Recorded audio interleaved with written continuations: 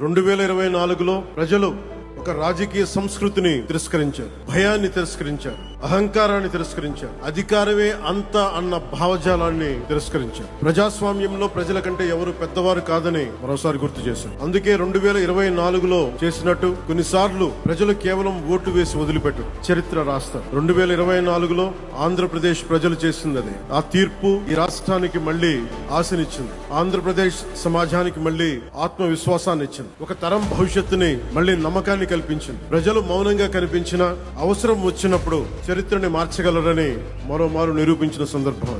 2 ఏళ్ల క్రితం మీరిచ్చింది కేవలం అధికారం కాదు, ఒక బాధ్యత. ఆ బాధ్యతని గుర్తుంచుకుంటేనే ఈ రోజు మీ ముందుకు వచ్చాం. ఈ చారిత్రక విజయానికి కారణమైన ప్రతి కార్యకర్తకి, ప్రతి నాయకుడికి, ప్రతి మహిళకి, ప్రతి రైతుకి, ప్రతి యువకుడికి నా హృదయపూర్వక కృతజ్ఞతలు. ఈ విజయం కేవలం తెలుగుదేశం పార్టీదో, భారతీయ జనతా పార్టీదో, జనసేన పార్టీదో కాదు, ప్రజల విజయం. ఇది అహంకారం విధ్వంసంపై ప్రజాస్వామ్యం సాధించిన విజయం. ఈ కూటమి ఆంధ్రప్రదేశ్ పునర్నిర్మాణం కోసం ఏర్పడిన కూటమి. ఈ కూటమి బాధ్యతని పంచుకోవడానికి ఏర్పడింది.